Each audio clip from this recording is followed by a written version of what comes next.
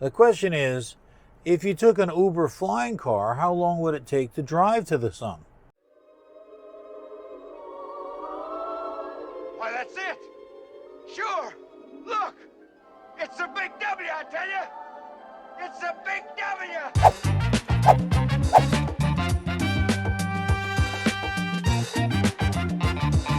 So here's some questions that I have been asked in the past.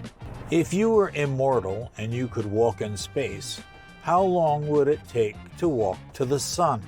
Let's explore this also a little more deeply and examine how long would it take to drive an Uber flying car to the sun. Now, in a previous video, I demonstrated flying cars, and I literally took an Uber flying car, it was a demo version, and flew it around downtown Amarillo, as you can see in this video clip. So if we could walk or fly an Uber flying car to the sun, how long would it take?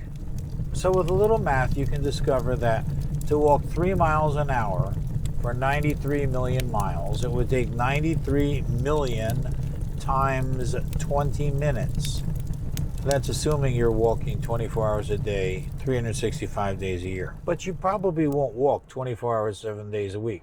You'll probably only walk about 12 hours a day, which means you could round it out to about 7,000 years to walk to the sun. Now, of course, the sun is really, really big compared to the Earth, and this image here demonstrates how big the sun is relative to the planet. The question is, if you took an Uber flying car, how long would it take to drive to the sun? So instead of walking, if you could take a car going 60 miles an hour, it's going to take you about 350 years to drive a car 93 million miles, which is the approximate distance of the sun. This assumes you're going to be driving 60 miles an hour, 12 hours a day.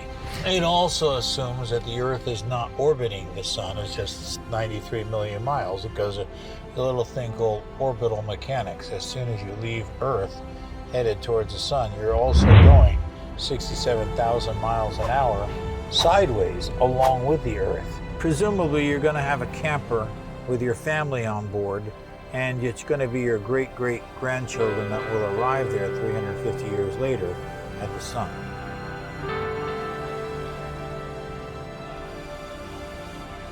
At which point, they will promptly burn up. In fact, the sun is so big and so hot, they'll burn up long before they even reach the sun. So I don't recommend taking a camper and driving through space to get to the sun. The question I get asked by my passengers here in an Uber or Lyft car is, what do I think about time travel?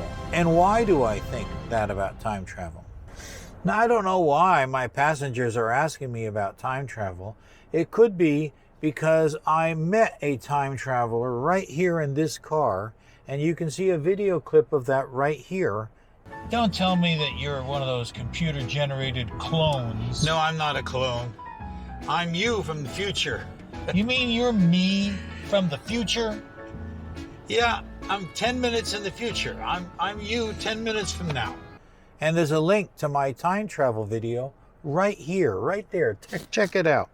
So I get asked about time travel. What do I think about time travel? Well, let me tell you some thoughts about time travel. The Earth is rotating once every 24 hours, and we can do a little calculation, but at the equator, the Earth is rotating about 1,000 miles an hour in order to make one full revolution in 24 hours. And in addition to that, the Earth is orbiting the sun. It goes around once a year, and we're traveling about 67,000 miles an hour as we travel around the sun. Furthermore, the sun is dragging around the Earth as the sun orbits the galactic center of the Milky Way galaxy.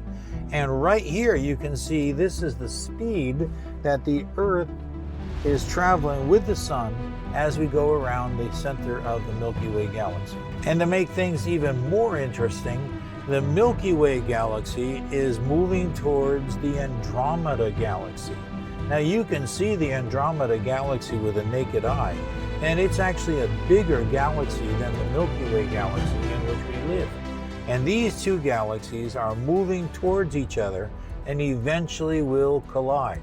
And here is the speed right there that the Milky Way galaxy is estimated to be moving towards the Andromeda galaxy.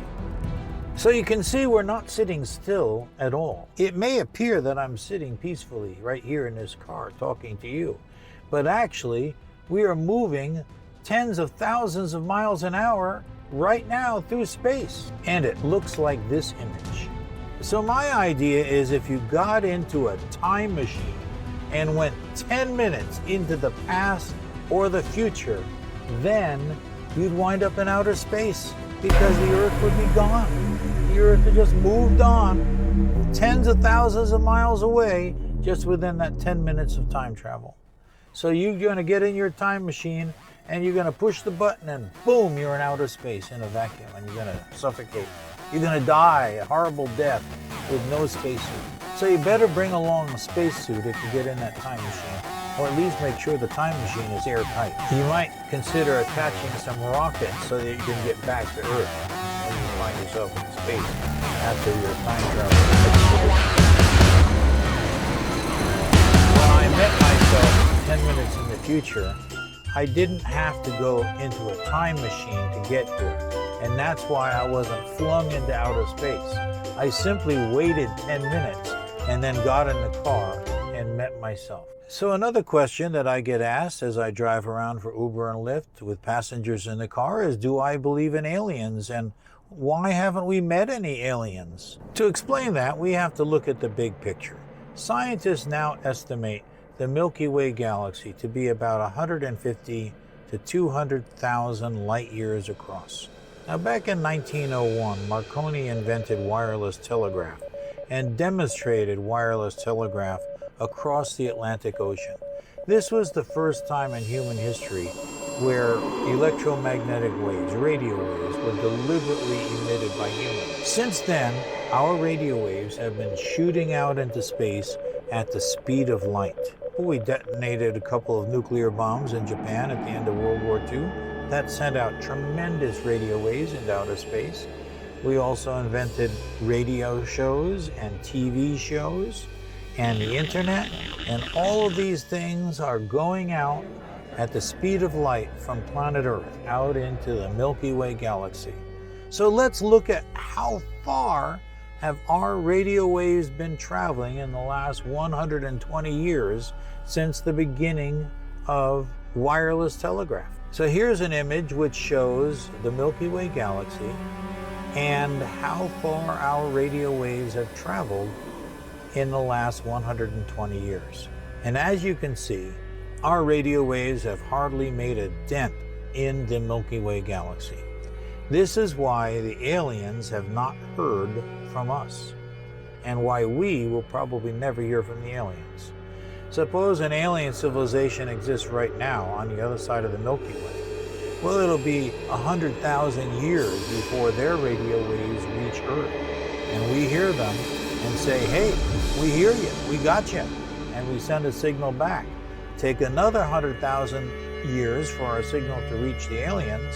By then, 200,000 years will have passed. Who knows if those aliens will still be there? Or by the time our radio signals reach them, 100,000 years from now, who knows whether the human race will still exist on Earth?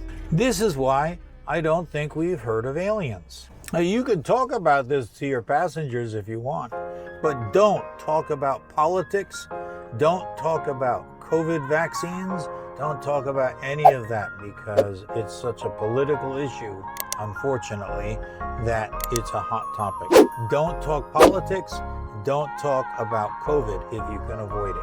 But talking about aliens, talking about driving an Uber flying car to the sun, go for it.